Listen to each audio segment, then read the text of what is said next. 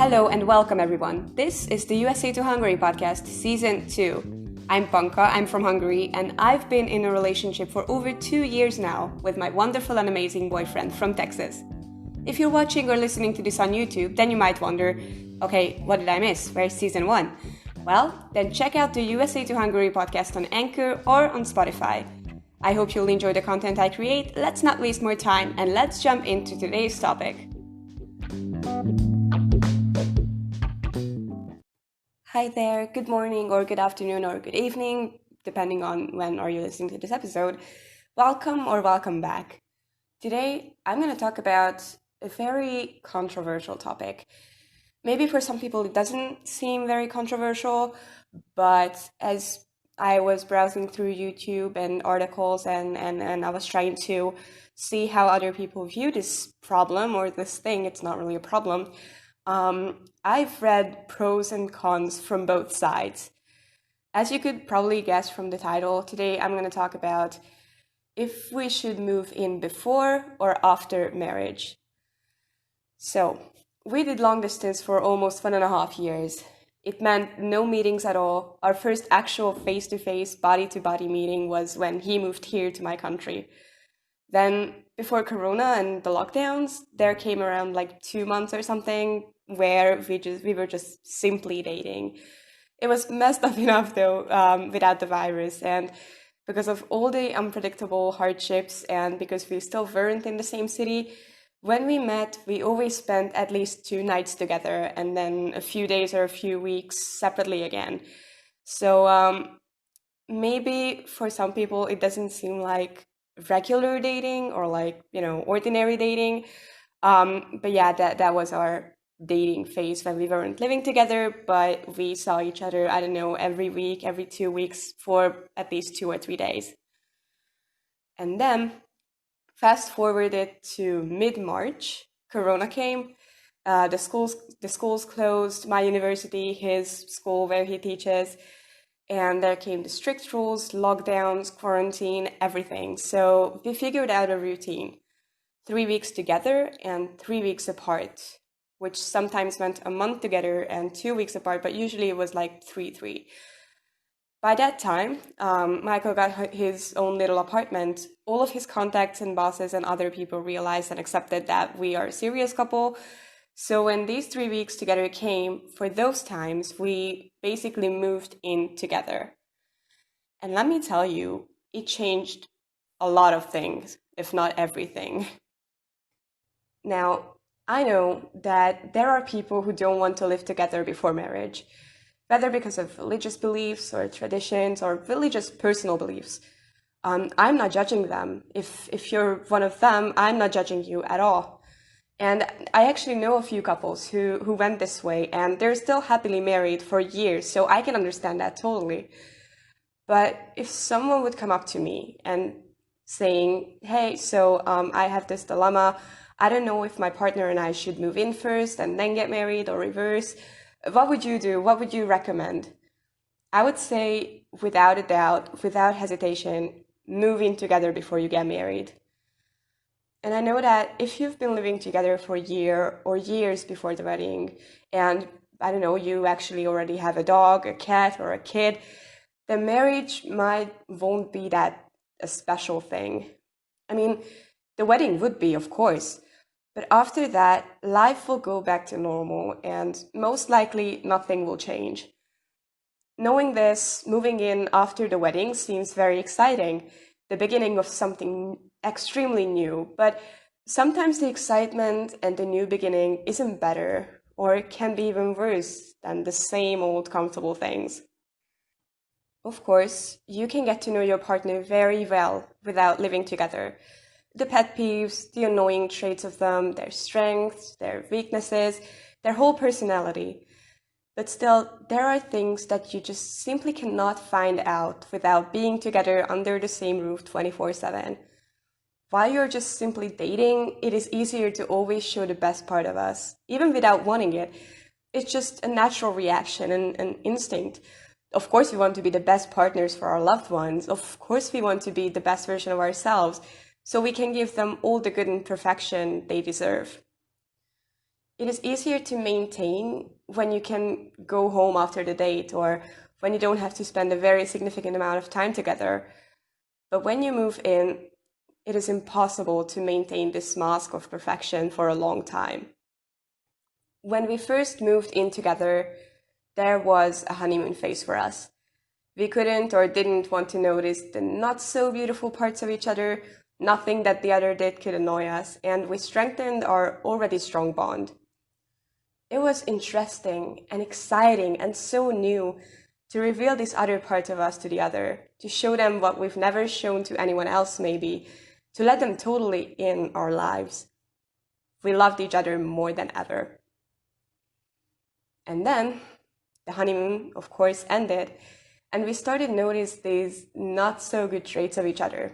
A lot of new conflicts appeared out of nowhere, and we had to face some questions that we never thought would face, like who's gonna shop?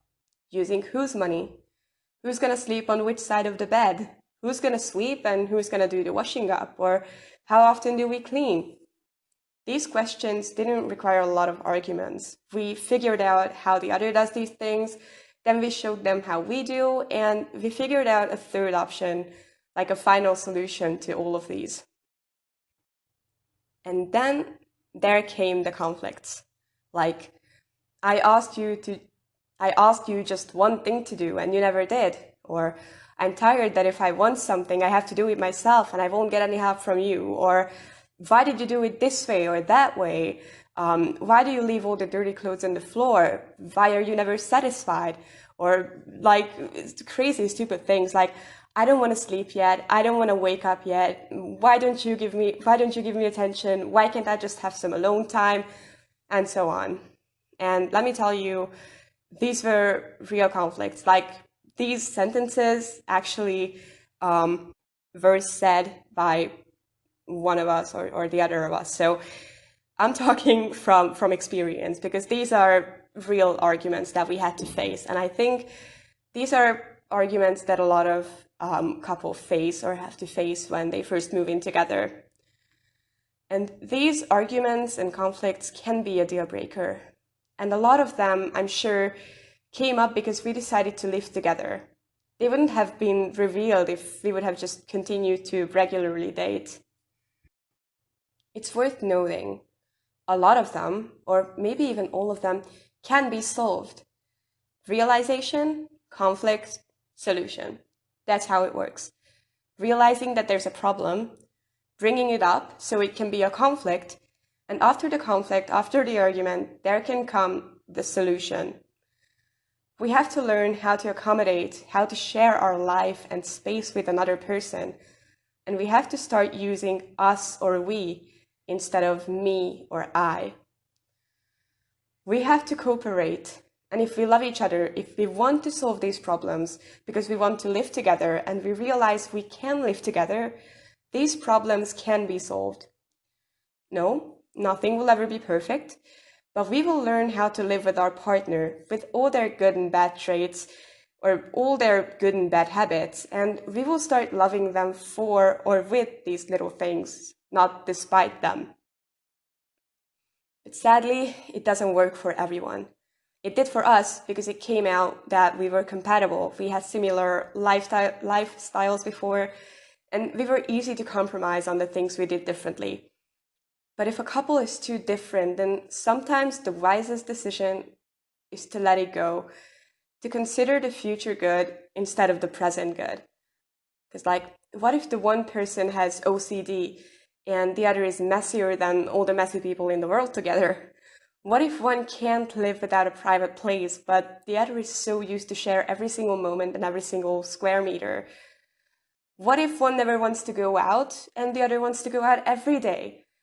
What if, I don't know, if one just realizes that they simply cannot share their lives and their houses or apartments with anyone because they never had to?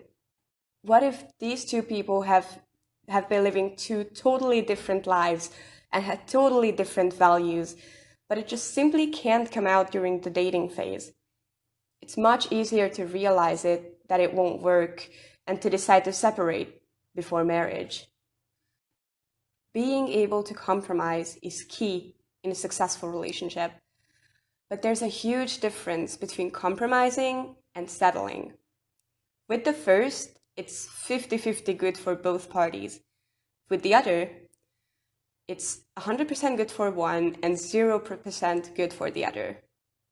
And first, you can pretend that you don't mind it, but the things you're settling on because you just simply don't want or can't let it go or separate will just continue to grow and grow. And in the end, it will ruin either your life, either your relationship, or either both. And it will be anything but healthy. And so, doesn't it seem better, less heartbreaking, and less painful or damaging to realize that it won't work and to separate before it's too late? Anyways, these were my thoughts on moving in. I know it was kind of a shorter episode. I'll try to do longer ones in the future. But yeah, it's only that's how I view this. Of course, there can be advantages of moving in together after the marriage. I personally don't know because I don't. It's not for me. I would definitely like to live with someone before we get married, just because of the reasons I told you guys in this little episode. But if you, for example, decided to move in together after the marriage and now you're happily married for months or years, definitely let me know how did it go for you, what were the hardships and what were the positive aspects. I would love to read them in the comments. And if you're like me, I would love to hear your thoughts as well. Why did you decide this way or that way? So I don't know, fill the comment section for me. If you like this little video or episode, please like it or rate it wherever you listen to it. Consider subscribing and hitting the little bell button on YouTube, because then you will be notified when I upload a new episode. And yeah, all the socials are linked down below. My email address is linked down below. If you have a story to tell, if you're in a long distance relationship, or if you just like or want to talk about relationships or long distance relationships, definitely reach out to me. I'm open to guests always, so you can find my email address down below. And if you really like what I'm doing, and if you'd like to support me, or if you'd like to support my blog, which is in Hungarian, so if you speak Hungarian, go and check it out, then you can support me with the virtual coffee at ko-fi.com. I will link that down below too. No pressure, absolutely. But I don't know, I always appreciate it. Anyways, thank you for listening to this today. And yeah, I will see you all very soon. And up until then, stay strong.